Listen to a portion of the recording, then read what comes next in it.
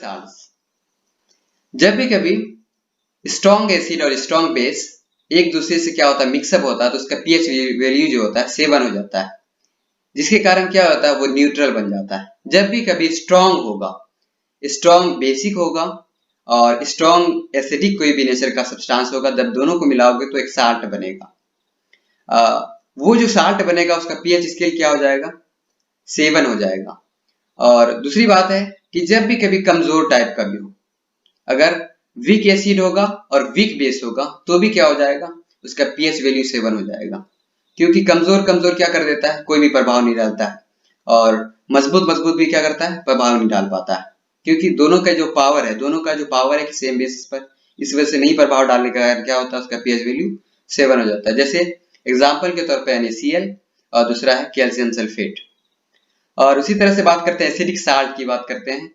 वो साल्ट जिसको हम एसिडिक कह सकते हो, जिसके अंदर ज्यादा से ज्यादा मात्रा में क्या होगा, एसिड मौजूद होगा सॉल्यूशन के अंदर। जब मिक्सअप करते हो स्ट्रॉन्ग ज्यादा एसिड होगा और वीक बेस होगा तो उसके अंदर क्या हो जाएगा कि आपका जो साल्ट बनेगा, जो भी साल्ट नमक बनेगा, उसके अंदर ज्यादातर जो नेचर होगा उसका एसिडिक हो जाएगा, मतलब खट्टापन ज्यादा मौजूद होगा उसके अंदर। और पीएच वैल्यू जो होगा उसका लेस देन 7 होगा, क्योंकि हमेशा जानते हो कि एसिड का जो पीएच मान क्या होता है, 7 से नीचे होता है, तो 7 से नीचे ही होगा। जैसे कि NH4Cl की बात करें, ये भी क्या होता है, एसिडिक साल्ट हो जाता है। उसी तरह NH4NO3 की बात करें, ये भी क्या होता है, एसिडिक साल्ट हो जाता है। पीएच वैल्यू 7 से नीचे होगा क्योंकि एसिडिक नेचर का है। उसी तरह बेसिक साल्ट की बात करते हैं, वो साल्ट बेसिक होगा जिसके अंदर स्ट्रॉन्ग बेस होगा और क्या होगा, वीक एसिड होगा। जिसके अंदर स्ट्रॉन्ग बेस और दूसरा वीक एसिड को मिलाएंगे तो क्या बनेगा, वो बेसिक साल्ट बन जाएगा। मतलब जो स्ट्रॉन्ग होगा ना उसी वही मतलब कि साल्ट बन जाएगा। बेसिक अगर स्ट्रॉन्ग रहा तो बेसिक साल्ट बन गया, अगर स्ट्रॉन्ग एसिड रहा तो एसिडिक साल्ट बन जाएगा। जो मजबूत होगा, जो ताकतवर होगा, उसी का प्रभाव अगले में दिखाई पड़ेगा। उसी तरह बेसिक साल्ट की बात करें तो इसका जो पीएच वैल्यू क्या हो जाएगा, मोर देन 7 हो जाएगा। और इसका जो पन होगा, यानी मतलब कि ये साल्ट की बात करें तो ये साल्ट जो हो जाएगा कड़वेपन का हो जाएगा। जैसे कि एसिडिक साल्ट क्या होगा, खट्टेपन का, उसी तरह से बेसिक साल्ट क्या हो जाएगा, कड़वेपन का होगा। और साल्ट की बात करते हो जो बेसिक होगा तो उसका पीएच मान क्या हो जाएगा, 7 से ओवर हो जाएगा। क्योंकि हम जानते हैं कि 7 से 14, 7 से ओवर जो 14 तक जो आता है उस पीएच स्केल के अंदर क्या आता है, बेसिस सॉल्यूशन। अब अगर chemicals from common salts, common salt से आप कौन सा केमिकल्स जांच कर सकते हो कि कॉमन साल्ट के अंदर कौन सा केमिकल मिल सकता है। जैसे सोडियम क्लोराइड एक ऐसा कॉमन साल्ट है जिसका इस्तेमाल हम लोग खाने के लिए करते हो, भोजन के बनाने के वक्त इस्तेमाल करते हो। ये जो है डिराइव किया जाता है समुद्री पानी से। जो समुद्र के अंदर पानी होता है, वाटर होता है जो मौजूद होता है पानी के अंदर, उसी के द्वारा क्या जाता है, सोडियम क्लोराइड को निकाला जाता है। अब रॉक साल्ट की बात करते हैं। ये जो साल्ट होता है इसका जो कलर होता है ब्राउन कलर होता है, इसको क्रिस्टल से निकालते हैं। रॉक साल्ट इसी वजह से कहते हैं, ये क्रिस्टल से निकालते हैं, मतलब छोटे छोटे रावा से निकालते हैं। दिस माइंस लाइक कोल, जैसे कि कोल के माइन से निकाल सकते हो रॉक साल्ट को। उसी तरह से कॉमन साल्ट की बात करते हैं, इसका जो important raw materials of daily use such as sodium hydroxide, washing soda and bleaching powder. अगर इसकी बात करें तो कॉमन साल्ट जो इम्पोर्टेंट रॉ जो है, इनके कुछ कच्चे पदार्थ जो है, इनका जो इस्तेमाल कुछ वजह से करते हैं, कुछ जगह पे करते हैं, जैसे कि सोडियम हाइड्रोक्साइड के लिए करते हो, दूसरा क्या कर सकते हो, वॉशिंग सोडा के लिए कर सकते हो, दूसरा ब्लीचिंग पाउडर के लिए इस्तेमाल कर सकते हो। अब जानते हैं सोडियम हाइड्रोक्साइड क्या होता है, वॉशिंग सोडा क्या होता है और ब्लीचिंग पाउडर क्या होता है। जहां तक की बात करते हैं सोडियम हाइड्रोक्साइड की, तो इसको प्रिपेयर किया जाता है, पहली बात बनाया जाता है। कैसे बनाया जाता है, प्रिपेयर्ड बाय मेथड कॉल्ड क्लोरल्कली। इसका नाम रखा गया, इसको जिस मेथड से बनाया जाता है इसका नाम है क्लोरल्कली, जिसके द्वारा क्या होता है, क्लोरीन और अल्कली को दोनों को मिला के क्या करते हैं, सोडियम हाइड्रोक्साइड को बनाते हैं। जैसे सोडियम क्लोराइड है जो क्लोर अल्कली होगा, और पानी के साथ जब मिक्सअप करते हैं तो ये क्या बन जाता है आपको, सोडियम हाइड्रोक्साइड, और क्लोरीन बन जाता है। दूसरा तीसरा क्या बन जाता है आपको, hydrogen gas. H2 use for fuel and fertiliser. अब इसकी बात करते हैं, H2 की बात करते हैं।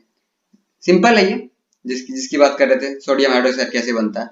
जब भी सोडियम क्लोराइड को मिलाते हैं पानी के साथ तो क्या बन जाता है, सोडियम हाइड्रोक्साइड बन जाता है, और क्लोरीन बाहर निकलता है, और दूसरा हाइड्रोजन गैस बाहर निकलता है।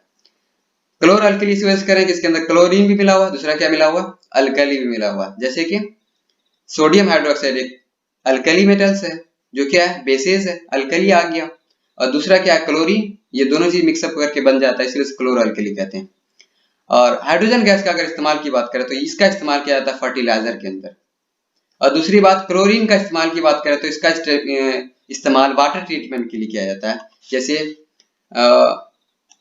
घर के अंदर जो पानी ज्यादातर खराब हो जाता है उसके अंदर क्लोरीन को मिला देते हैं, वो क्या हो जाता है, साफ हो जाता है, ये वो पानी पीने के लायक हो जाता है। और ज्यादातर आपको अगर इसकी बात करते हैं, आपके घर के अंदर कोई भी कंटेनर होता है जिसके अंदर आप सफाई करने का काम करते हो इस्तेमाल करके, तो उसके अंदर क्या होता है, क्लोरीन का इस्तेमाल करते हो तो क्या करता है, वाटर को ट्रीटमेंट कर देता है। उसी तरह से क्लोरीन का इस्तेमाल पीवीसी बनाने के लिए किया जाता है, सीएफसीज को भी बनाने के लिए किया जाता है। उसी तरह से पेस्टिसाइड मतलब कीड़े मकोड़े को भी मारने के लिए किया जाता है। अब सोडियम हाइड्रोक्साइड का जो इस्तेमाल होता है ज्यादातर सोप बनाने में, साबुन को बनाने में, दूसरा डिटर्जेंट मतलब सर्फ को बनाने में। उसी तरह से पेपर के अंदर भी इस्तेमाल किया जाता है, फाइबर को भी बनाने के लिए इस्तेमाल किया जा सकता है। अब HCl की यूजेस की बात करते हैं, इसका ज्यादातर इस्तेमाल इंडस्ट्री, मेडिसिन एंड कॉस्मेटिक के अंदर किया जाता है। और NOH क्या कहते हैं, सोडियम हाइड्रोक्साइड की बात करते हैं, और जब क्लोरीन के साथ इसका मिक्सअप होता है तो इसका इस्तेमाल ज्यादातर किया जाता है आपको हाउस होल्ड के अंदर, ब्लीचिंग फैब्रिक के अंदर। अब आता है ब्लीचिंग पाउडर, इसको जानते हैं, प्रिपरेशन कैसे करते हैं इसका। कैल्शियम हाइड्रोक्साइड को लेते हैं, उसके बाद क्लोरीन को मिला देते हैं इनके साथ। जैसे कैल्शियम हाइड्रोक्साइड को क्लोरीन के साथ मिलाते हैं तो कैल्शियम ऑक्सीक्लोराइड बन जाता है, जो ब्लीचिंग पाउडर कहलाता है, और वाटर बन जाता है। बीच के भाग में हमने तीर का निशान छोड़ दिया है, आप दे सकते हो। यहाँ पे हम भूल चुके होंगे, इस वजह से नहीं दे पाए, तो इस निशान को आप डाल देंगे। और कैल्शियम हाइड्रोक्साइड और क्लोरीन को मिलाने के बाद क्या बनेगा, हमेशा याद रखें कि ब्लीचिंग पाउडर बन जाएगा और दूसरा वाटर बन जाएगा। सिंपल है इसको बनाना, कोई बड़ा रॉकेट साइंस नहीं कि आपको तकलीफ हो जाए इसको बनाने के अंदर। और यूजेज इन टेक्सटाइल, इसका इस्तेमाल करते हैं टेक्सटाइल के अंदर, घर मकान के अंदर टेक्सटाइल जो करते हो उसके अंदर कर सकते हो। दूसरा फैक्ट्रीज के अंदर, तीसरा लॉन्ड्री के अंदर भी, और भी सारा चीज जैसे कि डिसइंफेक्टेंट की बात करते हैं जहां पर बहुत ज्यादा ही कीड़े मकोड़े मौजूद रहते हैं। जैसे पानी के अंदर ज्यादा मौजूद रहे तो क्या कर सकते हो, उसके अंदर इस केमिकल को डालने के बाद उस इन्फेक्टेंट को क्या कर सकते हो, दूर कर सकते हो। अब जानते हैं बेकिंग सोडा के बारे में। Common name sodium hydrogen carbonate होगा। कॉमन नेम इसका यही है कि आप इसको कॉमन नेम से क्या जान सकते हो, सोडियम हाइड्रोजन और कार्बोनेट, ये तीन नाम है इनका जिनको एक साथ बोलना है, ऐसा नहीं कि अलग अलग बोल दिए। सोडियम हाइड्रोजन कार्बोनेट, ठीक है। इसको प्रिपेयर करने का तरीका एक ये है कि जब भी सोडियम क्लोराइड को पानी के साथ मिलाते हैं, कार्बन डाइऑक्साइड भी उसके अंदर डालते हैं, उसके बाद अमोनिया डाल देते हैं, तो क्या बनता है, सोडियम हाइड्रोजन कार्बोनेट और NH4Cl, ठीक है। तो ये चार चीज को मिलाने के बाद क्या बनेगा, NH4Cl, दूसरा NaHCO3, सोडियम हाइड्रोजन कार्बोनेट। चार चीज को मिलाने के बाद दो कंपाउंड बनता है, दो कंपाउंड से एक कंपाउंड आप क्या कह सकते हो, बेकिंग सोडा कह सकते हो, जिसको कहते हो सोडियम हाइड्रोजन कार्बोनेट। जब भी कभी हम सोडियम हाइड्रोजन कार्बोनेट को अगर ये करते हैं, हीटिंग करते हैं, गर्म करने के बाद क्या होगा, वो सोडियम कार्बोनेट में डाइवर्ट हो जाएगा, हाइड्रोजन कार्बोनेट में नहीं डाइवर्ट होगा, सोडियम कार्बोनेट में डाइवर्ट हो जाएगा। दूसरा वो वाटर बना देगा, तीसरा क्या बना देगा, कार्बन डाइऑक्साइड बना देगा। अब आता है CO2 का इस्तेमाल क्या है। जब भी CO2 अगर प्रोड्यूस होता है तो इसका इस्तेमाल क्या हो जाता है कि पेस्ट्रीज वगैरह को बनाने के अंदर या केक वगैरह बना के उसके अंदर डफ डालने के लिए, मतलब कि फुला हुआपन। जैसे कि इसके अंदर फुला हुआपन नहीं होता है, जैसे कि आप ब्रेड वगैरह खाते हो या और स्पॉन्जिस सामान खाते हो, उसके अंदर क्या करते हो, जब भी आप बेकिंग सोडा को डालते हो तो वो क्या हो जाता है, और भी ज्यादा फूल जाता है। तो बेकिंग सोडा का इस्तेमाल इस टाइप से कर सकते हो। जब भी कभी क्या करते हो, सोडियम हाइड्रोक्साइड को मतलब सोडियम हाइड्रोजन कार्बोनेट को गर्म करते हो तो क्या बन जाता है, सोडियम कार्बोनेट और वाटर, और तीसरा कार्बन डाइऑक्साइड। कार्बन डाइऑक्साइड जो बाहर निकलता है उसके द्वारा, तो क्या होता है कि वो किसी भी पेस्ट्रीज हो या केक को क्या कर देता है, फुला देता है। अब यूजेस क्या है, इसका यूजेस यही कि हाउस होल्ड के अंदर इस्तेमाल किया जाता है। और दूसरा इंग्रेडिएंट ऑफ एंटासिड, एंटासिड बनाने के अंदर भी इस्तेमाल किया जाता है। और तीसरा चीज है आपको इन मेकिंग बेकिंग पाउडर। अब जानते हैं वॉशिंग सोडा। वॉशिंग सोडा का मतलब डायरेक्ट आता है कि धोने वाला सोडा। इसको प्रिपरेशन करते हैं, इसको अगर प्रिपेयर किया जाता है तो किसके द्वारा प्रिपेयर किया जाता है, एक फंक्शन है रिक्रिस्टलाइजेशन ऑफ सोडियम कार्बोनेट। जब आप रिक्रिस्टलाइजेशन करते हो किसी भी सोडियम कार्बोनेट को तो प्रिपेयर होता है आपका वाशिंग सोडा। जैसे Na2CO3 को जब हम रिक्रिस्टलाइज करते हो तो क्या बनता है वो Na2CO3 प्लस 10H2O। देखो दोनों चीज में क्या है आपका सेम एज बेसिस है, लेकिन क्या होता है रिक्रिस्टलाइजेशन में क्या होता है कि कोई भी चीज इसके अंदर जो होता है वो बार बार क्या होता है रिपीट हो जाता है, वो छोटे छोटे टुकड़े में रिपीट हो जाता है, जिसके कारण क्या होता है रिक्रिस्टलाइजेशन कह देते हो। क्रिस्टल एक होता है रावा जो सबसे छोटा टुकड़ा होता है किसी भी चीज का। जैसे आप अगर चीनी के टुकड़े को ले लें और पानी के अंदर मिला दें, पानी के अंदर मिलाने के बाद उसके अंदर काफी देर घोलने के बाद भी क्या होगा कि उसके लास्ट भाग में क्या होगा कुछ पॉइंट बच जाएगा, उस पॉइंट को क्या कह दोगे आप क्रिस्टल कह दोगे। क्रिस्टल को और भी क्रिस्टल बनाने के लिए क्या किया जाता है रिक्रिस्टलाइजेशन किया जाता है, ताकि सर्फ बन सके या वॉशिंग सोडा बन सके। इसका इस्तेमाल किया जाता है ग्लास के अंदर, सोप के अंदर, पेपर इंडस्ट्री के अंदर, शीशे के अंदर इस्तेमाल किया जाता है, दूसरा शॉप के अंदर इस्तेमाल किया जाता है, तीसरा पेपर इंडस्ट्री के अंदर। उसी तरह से इसका इस्तेमाल हम डोमेस्टिक पर्पज के लिए भी करते हो, क्लीनिंग एजेंट के लिए, साफ बर्तन वगैरह को साफ वगैरह करने के लिए सर्फ का इस्तेमाल करते हो, उसी को कहते हैं Na2CO3 जिसको वाशिंग सोडा के नाम से जानते हैं। Removal of hardness of water, और हार्डनेस जो है वाटर का जो जिसका भी हार्डनेस ज्यादा हो गया, जैसे कि कोई अलग नेचर का होगा जिसके अंदर कपड़ा साफ नहीं हो पाता है, तो हम क्या करते हैं उसके अंदर साफ सर्फ डालते हो, सर्फ डालने के बाद क्या होता है उसका जो पावर जो होता है वाटर का जो पावर होता है हार्डनेस पावर वो खत्म हो जाता है, जिसके कारण आपके कपड़े के अंदर जो गंदगी होता है जल्दी जल्दी क्या होता है साफ कर देता है। उसी तरह मैन्युफैक्चर ऑफ बोरेक्स, बोरेक्स एक एलिमेंट है जिसके अंदर इसका इस्तेमाल किया जाता है ताकि क्या कर सके वो एक बोरेक्स को मैन्युफैक्चर कर सके।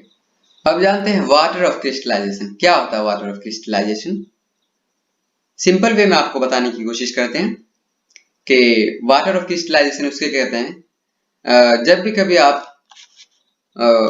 किसी भी पानी के अंदर चीनी को मिलाते हो, चीनी को मिलाने के बाद क्या होता है उसके सबसे लास्ट भाग में एक छोटा छोटा चीनी का रावा बच जाता है, उसी को हम क्रिस्टल कहते हैं।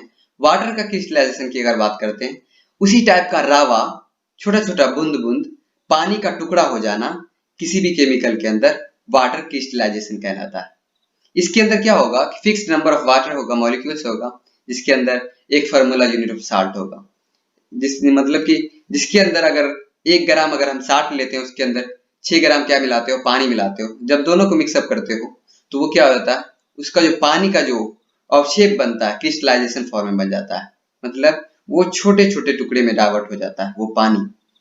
तो जब भी हम कॉपर सल्फेट के क्रिस्टल को वाटर ड्रॉप जब कॉपर सल्फेट की बात करते हैं उसके अंदर भी क्या होता है क्रिस्टल जो होता है किसका वाटर का क्रिस्टल जो ड्रॉप ड्रॉप के रूप में क्या होता है ऊपर की तरफ उभर जाता है। Formula of hydrated copper sulphate की बात करें तो कॉपर सल्फेट को हम CuSO4 के नाम से जानते हैं, 0.5H2O के नाम से जानते हैं। उसके अंदर 5 पॉइंट क्या होता है पानी होता है और कॉपर सल्फेट 1 ग्राम अगर हो तो 1 ग्राम डालते हैं। तो मतलब 1 ग्राम अगर हम कॉपर सल्फेट को डालते हैं उसके अंदर 5 गुना क्या डालते हैं पानी को डालते हैं, तो उसके अंदर ऊपर की तरफ तैरने वाला जो पानी होगा क्रिस्टल फॉर्म में होगा, छोटे छोटे बूंदे के फॉर्म में होगा, उसी को हम क्या कहते हैं क्रिस्टलाइजेशन कहते हैं। अब आता है जिप्सम की बात करते हैं। जिप्सम क्या होता है। Gypsum also contain water of crystallisation. Gypsum खुद क्या कंटेन किया रहता है वाटर का क्रिस्टल कंटेन रहता है, उसके अंदर भी छोटे छोटे टुकड़े होते हैं पानी के जो क्या होते हैं कंटेन किए हुए रखते हैं, पकड़ के रखते हैं वो। उसका जिप्सम का अगर फॉर्मूला की बात करते हैं तो कैल्शियम सल्फेट कहते हैं उसे, और उसके अंदर 2 गुना पानी होता है। 1 गुना अगर क्या है कैल्शियम सल्फेट है तो उसके अंदर क्या होगा 2 गुना पानी होगा, 2H2 इस वजह से लिखा है। उसी तरह से on heating gypsum at 373 Kelvin it becomes CSO4 half H2O is plaster of Paris।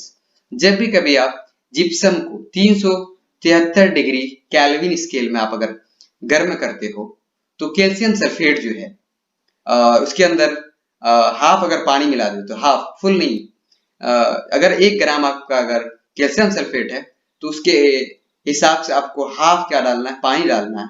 पानी डालने के बाद क्या होगा वो कि प्लास्टर ऑफ पेरिस में डाइवर्ट हो जाएगा, ज्यादा मात्रा में नहीं डालना हाफ मात्रा में, उसी को हम क्या कहते हैं प्लास्टर ऑफ पेरिस कह देते हैं। कैल्शियम सल्फेट एक ही चीज है जिसके अंदर 2 गुना पानी होता है जिसको जिप्सम कहते हैं, और कैल्शियम सल्फेट एक ही चीज है जिसके अंदर हाफ गुना पानी डालते हैं उसको क्या कहते हैं प्लास्टर ऑफ पेरिस कह देते हैं। उससे uses of plaster of Paris fracture bond के लिए इस्तेमाल करते हैं। अगर इसका इस्तेमाल की बात करें प्लास्टर ऑफ पेरिस की तो फ्रैक्चर बॉन्ड के लिए इस्तेमाल करोगे, दूसरा आपको ट्वायर्स के लिए, तीसरा डेकोरेटिव मटेरियल्स के लिए और चौथा स्मूथ सरफेस के लिए। फ्रैक्चर बॉन्ड जैसे कि किसी का भी हाथ टूट जाए तो उसके अंदर क्या कर सकते हो, प्लास्टर ऑफ पेरिस को लगा सकते हो ताकि क्या हो सके, कुछ देर तक वो क्या कर सके, सीधा रख सके अपने हाथ को कंप्लीटली। और ट्वायर्स बनाने के लिए अंदर इस्तेमाल कर सकते हो, उसी तरह डेकोरेटिव के लिए इस्तेमाल कर सकते हो, घर को सजाने के लिए इस्तेमाल कर सकते हो। उसी तरह मटेरियल्स एंड स्मूथ सरफेस के लिए, बहुत सारे मटेरियल्स को बनाने के लिए और दूसरा स्मूथ सरफेस के लिए। जैसे कि आपका घर अगर चिकना टाइप से नहीं है तो उसको चिकना बनाने के लिए क्या करेंगे आप, प्लास्टर ऑफ पेरिस का इस्तेमाल करेंगे तो क्या हो जाएगा, वो चिकना हो जाएगा और ज्यादातर इस्तेमाल होता भी है।